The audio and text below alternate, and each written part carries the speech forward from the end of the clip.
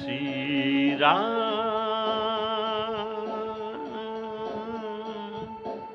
जय राम जय जय राम श्री राम जय राम जय जय राम श्री राम जय राम जय जय राम श्री राम जय राम जय जय राम श्री राम जय राम जय जय राम श्री राम जय राम जय जय राम श्री राम जय राम जय जय राम।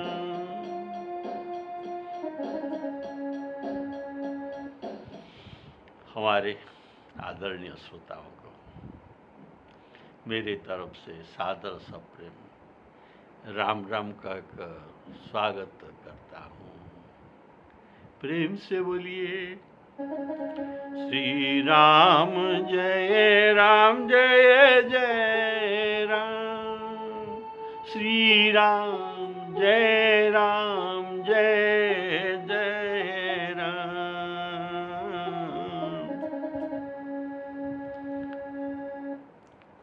तो आप सुन रहे थे पिछले एपिसोड में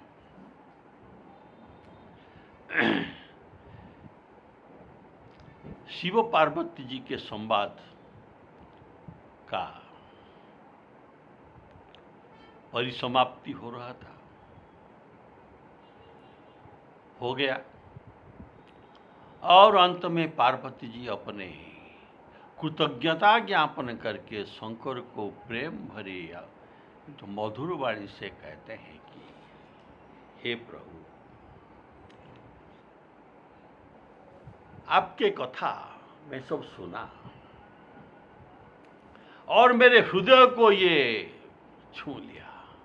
आपके राम कथा मेरे हृदय को छू लिया, इसीलिए हृदय को अति भाए ऐसा सुंदर वचन कहा।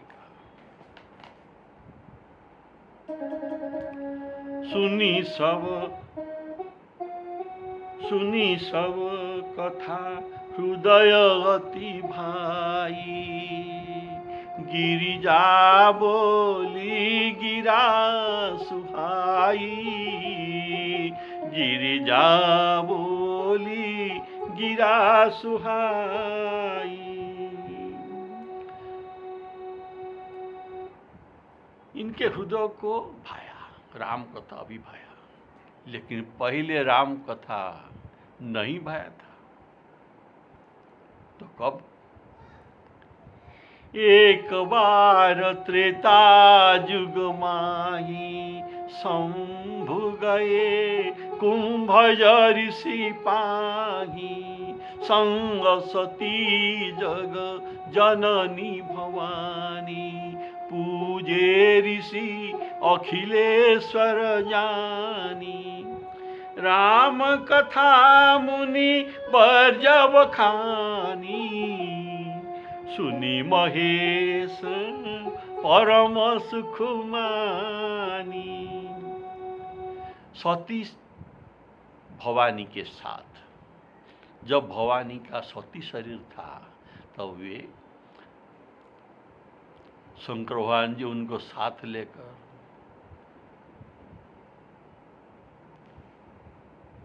उच्चतम कैलाश शिखर से निम्नतम प्रदेश दक्षिण भारत को आए, जहाँ अगस्त्य जी का आश्रम था, और वहाँ अगस्त्य जी ने उनको पूजा किया, सुंदर आसन देकर बैठाया। तब अगस्त्य जी ने राम कथा सुनाए।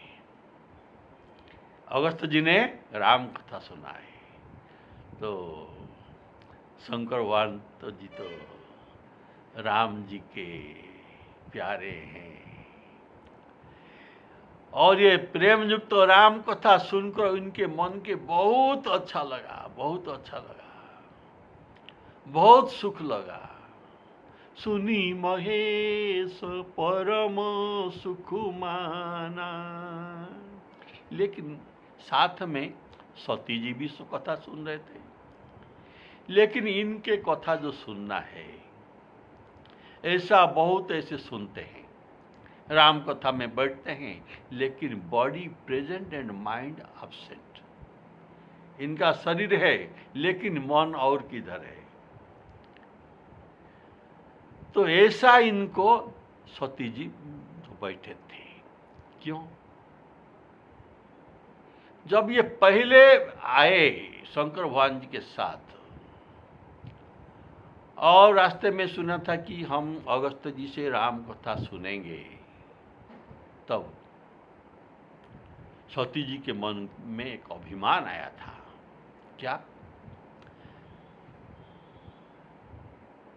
विश्वनाथ ये तो जगत गुरु, जगत वंद्य है, इनके मुखों से ही तो रामचरित्र निकला था। और ये देवों में भी श्रेष्ठ देवदेव महादेव, इनके सामने भला अगस्त्य मुनि क्या कथा कहेंगे और ये क्या सुनूंगा? तो मैं तो उनके पत्नी हूँ। ऐसा उनके मन में पहले गर्वभाव आ गया, अभिमान। ऐसा जब होता है तो बॉडी प्रेजेंट और माइंड एब्सेंट हो जाता है। शरीर रहता है, कथा सुन रहे हैं, लेकिन मन वहाँ नहीं है, मन और किधर है। तब इनको राम कथा नहीं भाए थे, इनको राम कथा नहीं भाए थे। तो अभी शंकर भगवान जी कहते हैं, क्या कहे?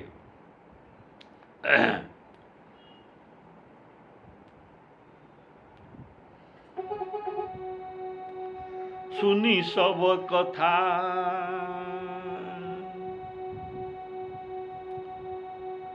हृदय अति भाई।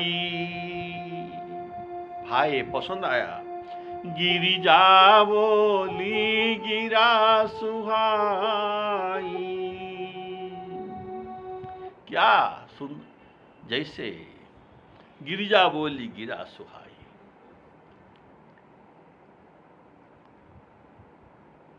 इनको बहुत पसंद आया, इसीलिए ये सुंदर वचन कहते हैं। जैसे जामवंत को हनुमान जी पूछे थे, जामवंत मैं अब तो लंका को जा रहा हूं, तो वहां क्या करूं? क्या सहित सहाय रावण ही मारी, आनो यहाँ त्रिकुट उपारी। क्या करूं? आप मुझे उपदेश दीजिए। तब ये कहे कि नहीं, ऐसा कुछ करना नहीं, तुम सीधा सीता जी के खबर लाकर रामचंद्र जी को दे दो। तब निज भुज बोलो राजीव नैना, कौतुक लागी संग कपि सेना। जाकर कपिसेन संग संहारी निशिचर राम सीता ही आनी है। त्रैलोक पावन सुजस सुर मुनि नारदादि बखानी है। जो सुनत गावत कहत समझत परम पद नर पावई। रघुवीर पद पाथोद मधुकर दास तुलसी गावही। तो रघुनाथ जी सीता जी की खबर पाकर कपि सेना को लेकर रावण को जीतकर, नहीं शत्रु को जीतकर ये आएंगे। इनका सुजस त्रैलोक्य पावन स्वर्ग मर्त्य पाताल सभी को पवित्र करने वाला होगा, तुम ऐसा ही करो। तो इस वचन पर हनुमान जी को बहुत पसंद आया। इसीलिए गोस्वामी जी कहते हैं, जामवंत के वचन सुहाए सुनी हनुमंत हृदय अति भाए। ऐसा अति भाई, ऐसा ही शंकर भगवान जी के भ्रम को मिटाने वाले राम कथा सुनकर सती जी को मन को बहुत भाई पसंद आए। बोलिए श्यावर रामचंद्र की जय। इसीलिए ये प्रेम युक्त मधुर वाणी कहते हैं कि हे प्रभु, हे विश्वेश, हे जगत के नाथ, आपके प्रसाद से, आपके कृपा से मैं कृतकृत्य हो गया। मेरा मन में संतोष नहीं था, मोह था, सती मोह था। अभी भी इस शरीर में भी ये टूटा नहीं था।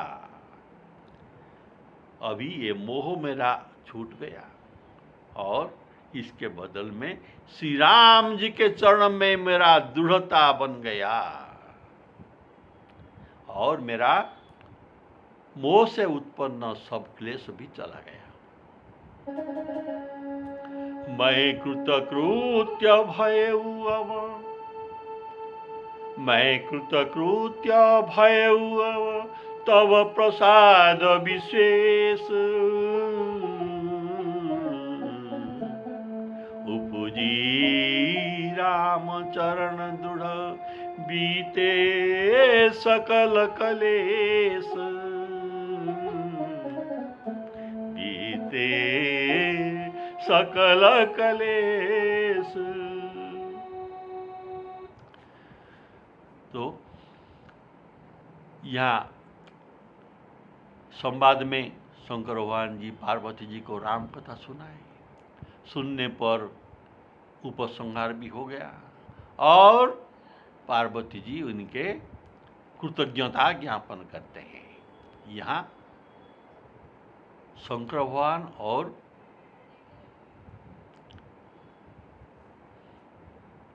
पार्वती जी के कथा प्रसंग यहाँ समाप्त हुआ। बोलिए श्यावर रामचंद्र की जय। तो ये बात को शंकर भगवान पार्वती जी के ये प्रसंग को कौन कह रहे थे? याज्ञवल्क्य मुनि भरद्वाज जी को बता रहे थे। जो भरद्वाज जी के मन में जो राम जी के बारे में राम कौन प्रभु पूछऊं तो कहूं बुझाई कृपा निधि मोही, इनके मन में ऐसा संदेह था कि राम कौन है, क्या ये दाशरथी राम है जिनको शंकर भगवान जी जाप करते हैं निरंतर, क्या ये और कोई है? ऐसे उनके मन में संदेह था। इसीलिए याज्ञवल्क्य जी को पूछे कि राम कवन प्रभु पूछहु तो ही, कहु कृपा निधि बुझाई मोही। तो इसके तो गोस्वामी जी कहते हैं, हाँ, तो ये कहते हैं ठीक है, मैं तुमको राम कथा सुनाऊंगा, लेकिन वही कथा सुनाऊंगा जो कथा शंकर भगवान जी पार्वती जी को सुनाए थे, वही प्रसंग को मैं आपको सुनाऊंगा। तो यहाँ शंकर भगवान जी का प्रसंग तो बंद हो गया, फिर इनका प्रसंग आरंभ हो गया, याज्ञवल्क्य जी का प्रसंग। तो ये कहते हैं, हे भरद्वाज, कौन कहते हैं? याज्ञवल्क्य जी कहते हैं, हे भरद्वाज जी, यह जो राम कथा ये मंगल कारक है। ये जो शंभु उमा संवाद मैंने जो तुमको सुनाया, ये परम मंगल कारक मंगल प्रदान करता है, सुख प्रदान करता है और सब दुखों को भी नाश करते हैं। ऐसा तुमको नाश, दुख को नाश करने वाला राम कथा तुमको सुनाया। यह राम कथा भवभंजन करने वाला है और संदेह को सो मिटाने वाला है। राम कथा सुनकर और मन में संदेह नहीं रहता। संदेह, संशय, संशय रहना अच्छा नहीं है। संशयात्मा विनश्यति, ये बात भगवान श्री कृष्ण ने कहा है। तो संदेह मोचन हो जाता है। बोलिए श्यावर रामचंद्र की जय। तो भरद्वाज जी को याज्ञवल्क्य जी कहते हैं, यह शुभ शंभु उमा संवादा सुख संपादन समन विषाना भवभंजन गंजन संदेहा जनरंजन सज्जन प्रिय राम सिया राम जय जय राम। राम सिया राम जय जय राम। जैसे भगवत गीता में गीता ज्ञान सुनाने पर अर्जुन को इनको गीता ज्ञान जो क्यों सुनाए, इनके मन में विषाद था। तो विषाद जगह को मिटाने के लिए अर्जुन का श्री कृष्ण भगवान ने इतना सारे गीता के भाव, गुह्यतम भाव को बताना पड़ा। और 18 अध्याय तक ये बताए। पहला अध्याय तो गीता के विषाद युग था, अर्जुन विषाद युग। इसके बाद 17 अध्याय तक गीता का बात अर्जुन जी को श्री कृष्ण भगवान ने सुनाए। सुनाने के बाद श्री कृष्ण भगवान पूछे, क्या तुम्हारे मन में जो संदेह था, जो विषाद था, क्या ये मिट गया या फिर है कुछ? क्वचितेत श्रुतं पाथ त्वया कग्रण चेतसा क्वचित अज्ञान सम्मोह प्रणष्टस्ते परम तप। क्या तुम मेरे बात को एकाग्रचित से सुना? क्वचितेत श्रुतं पार्थ त्वया कग्रण चेतसा क्वचित अज्ञान सम्मोह प्रणष्टस्ते परम तप। इसका उत्तर में भगवान का प्रश्न का उत्तर में अर्जुन जी कहते हैं, क्या प्रभु मेरा जितना मोह था सब नष्ट हो गया, मेरा विवेक जागृत हो गया। श्रुति लब्ध्वा, आपके प्रसाद से, आपके कृपा प्रसाद से ये सब मुझे मिला, मेरा मोह नष्ट हो गया। अभी मेरा पास संदेह नहीं है, गत संदेह। अतएव आप जो बताइए सब बात मैं मानूंगा और करूंगा। नष्ट मोहो स्मृति लब्ध्वा तत्प्रसादात्मयाच्युत स्थितस्मि गत संदेह करिष्ये वचनं तव। तो इनका विषाद जोगो नष्ट हो गया था। अब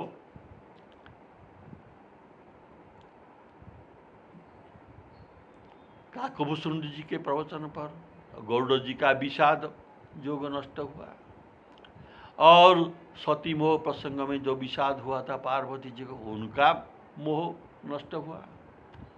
अभी भरद्वाज जी के मन में जो संदेह था ये भी नष्ट हो गया। तो और इनका जो श्रुति फल प्रत्येक काव्य में अंत में श्रुति फल कहा जाता है। इसे सुनने पर क्या मिलता है? तो आपने तो सुना, याज्ञवल्क्य जी ने कहा ये सुख मिलता है, दुख को नष्ट करता है, भवसागर को भंजन करता है, भव को भंजन करता है, संदेह को मोचन करता है, जनरंजन करता है, भक्तों को सुख मिलता है। बोले श्यावर रामचंद्र की जय। ये सब प्रत्येक काव्य के अंत में, संवाद के अंत में ऐसा फलश्रुति कहा जाता है। तो ये फलश्रुति आपने सुना। बोले श्यावर रामचंद्र की जय।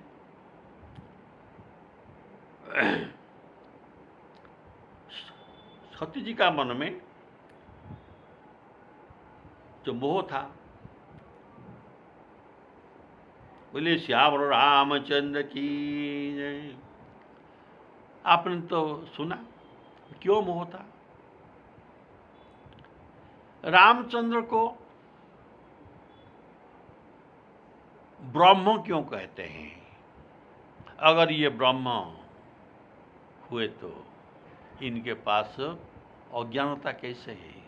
जो जान पाते नहीं कि सीता जी को कौन ले गया, फिर रजोगुण इनके पास क्यों है? ये तो त्रिगुणातीत होना चाहिए। इसीलिए ये रोते हैं सीता जी को ढूंढ ढूंढ कर।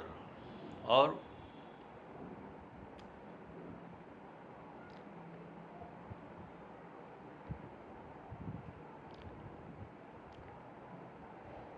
इनके मन में, गौड़ जी के मन में भी जो संदेह था ये तो मिट गया। ये इंद्रजीत इनको कैसे बांधा? ये तो भगवान है, ब्रह्म है। इनका नाम में तो भवसागर लोग तर जाते हैं, तो ये कैसे बंधन में पड़ जाते हैं? तो बोलिए श्यावर रामचंद्र की जय। तो आपने सुना, अगर हमारे फलश्रुति क्या हुआ? अगर हमारा संदेह नहीं मिटा, मोह नहीं मिटा, तो हमने क्या सुना राम कथा? जिनका संदेह मोह नहीं मिटा, जिनको आनंद नहीं मिला, ये राम कथा सुना ही नहीं। तो याज्ञवल्क्य जी उमा शंभु संवाद का फलश्रुति कहते हैं। वैसे शिवजी काकभूषुंडी जी को भी फलश्रुति सुनाए थे उपसंहार में। यह फल है कि ये भवभंजन है। भव भंजन जो राम कथा, ये क्या है? भव क्या है? भव है अनित्य असुखं लोकं इमं प्राप्स्य भजस्व माम। अनित्य असुख लोकं, अनित्य है और दुख देने वाले हैं, असुख है। किसी भी चीज इसमें नित्य नहीं है और इसमें सुख नहीं मिलता। लेकिन राम कथा, ये दुख को इसमें सुख मिलता है, अर्थात भवभंजन होता है, परम पद लाभ होता है। तो इसमें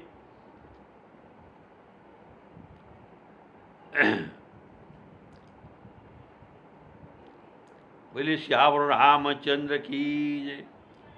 दुख का नाश और सुख के प्राप्ति और जनरंजन अर्थात सुख प्राप्ति, संदेह मोचन इत्यादि होता है।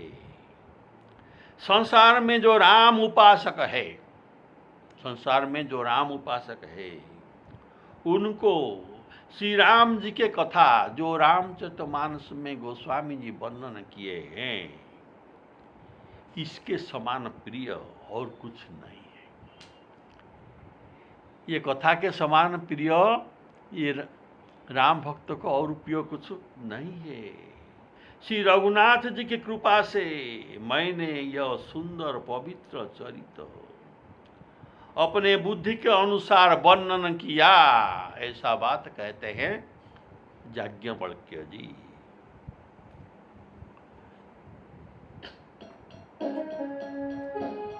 राम उपासक जे जग माही,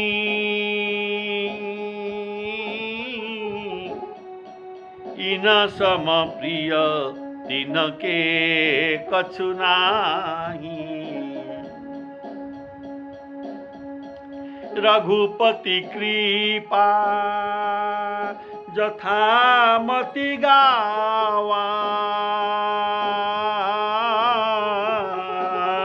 मैं यह चरित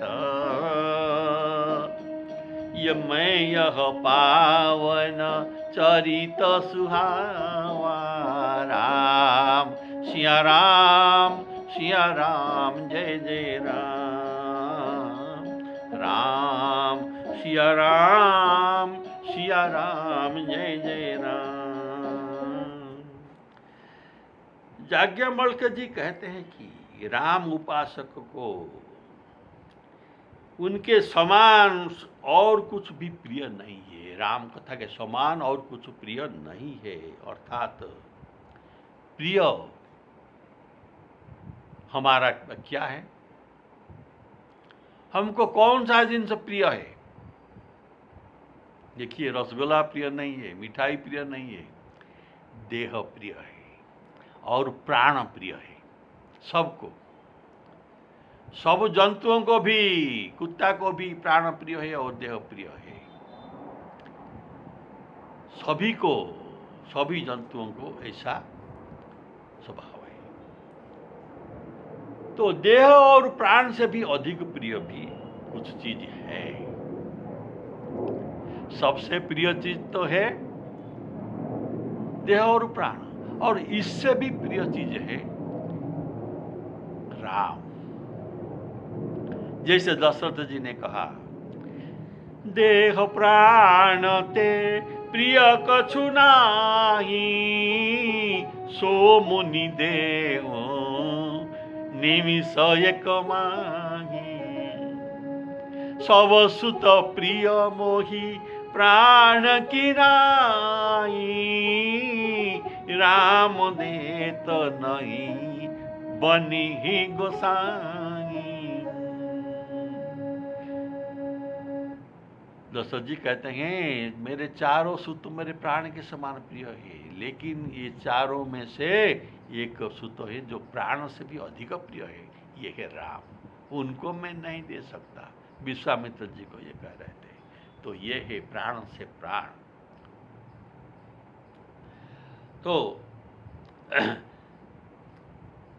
देखिए, राम उपासना पद्धति में जो भाव है, इनका मर्म है, राम भक्त कैसे होता है, कैसे होना चाहिए। राम भक्त पतिव्रता स्त्री के समान होना चाहिए। तो पतिव्रता स्त्री कैसे है ना? पतिव्रता स्त्री अपने पति को ही अनुराग करता है, ये दूसरा पति को ये अनुराग नहीं करता। अपने पति पर ही इनका अनुराग रहता है। और घर में तो बहुत कुछ है, क्या उनके साथ ये अनुराग नहीं है? ससुर है, सासू है, ननंद, देवर, काका, बहुत कुछ है। क्या इनको ये अनुराग नहीं करते? करते हैं, लेकिन सामान्य अनुराग करते हैं। पूरा अनुराग केवल अपने पति को ही करते हैं। तो इनको सामान्य रीति से मानते हैं। वैसे ही उपासक लोग परमेश्वर के अनंत जो रूप है, परमेश्वर भगवान के अनंत रूप है, राम, कृष्ण, शिव, शंकर भगवान, गणेश भगवान, दुर्गा, शक्ति इत्यादि बहुत परमेश्वर का रूप है। और इनमें से इनके गुरु जिसका स्वरूप उनके साथ, उनके सामने वर्णन करते हैं और कहते हैं कि ये तुम्हारे इष्ट देव है, इनको तुम भगवान मानो, बोले श्यावर रामचंद्र की जय, तो उनको ही ये भगवान मानते हैं। तो और इनके स्वरूप को मानते हैं, तो दूसरे देवता को क्या मानते? अगर मैं राम उपासक हूँ और मैं राम को मानता हूँ अपन इष्ट देव, तो दूसरे देवता जिसका सो नाम है उनको क्या मैं नहीं मानता? नहीं मानता हूँ। मैं सोचता हूँ कि ये सब हमारे भगवान के अंश है, ये भगवान के तो कड़ा है, तो सबको मुझे मानना पड़ेगा। लेकिन अनुराग तो इनके साथ ही होगा, और सब प्रभु को सामान्य अनुराग अवश्य रखता हूँ। बोलिए श्यावर रामचंद्र की जय। क्योंकि ये सब मेरे ही भगवान के, मेरे ही इष्ट देवता के विभूति ही है। इस ग्रंथ में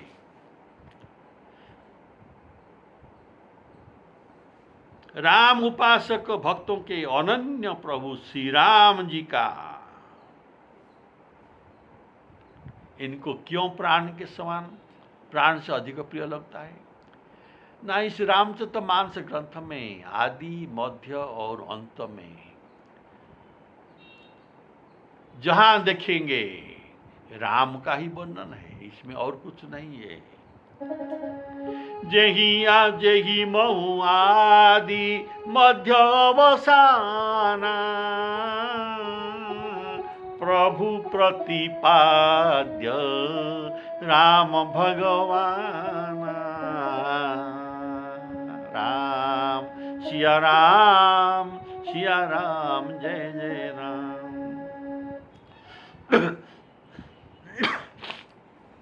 इस ग्रंथ में जो उपासना पद्धति जो बताए गए हैं, ये दिग्विजय रामचंद्र जी का नाम, रूप, लीला, धाम आदि विभूति का वर्णन किया गया है। इसीलिए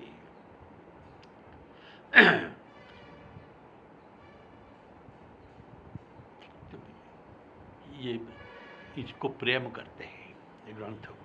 क्योंकि जो चातक जैसे स्वाति बूंद का नक्षत्र को प्रेम करते हैं, वैसे रामायण को, राम कथा को, राम भक्त ऐसा ही प्रिय अनुराग करते हैं। इनके भरोसा है राम। तो गोस्वामी जी कहते हैं दुआबड़ी में, क्या?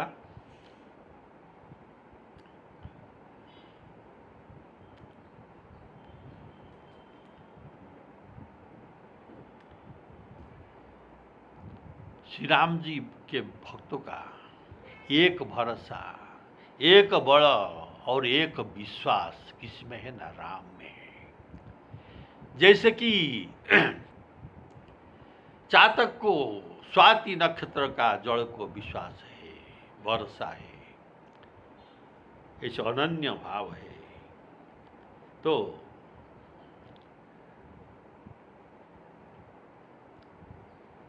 तुलसीदास जी भी कहते हैं, मैं ऐसे चातक हूँ जो घनश्याम श्री रामचंद्र जी का मैं चाहता हूँ, इनके दया और इनको मैं भरोसा करता हूँ। तो कहते हैं, एक भरोसा एक बल, एक भरोसा एक बल, एक नाम एक आस विश्वास, एक राम घन श्याम हित, चातक तुलसीदास, चातक तुलसीदास। राम सिया राम, सिया राम, जय जय राम। श्री सीताराम अर्पणामस्तु।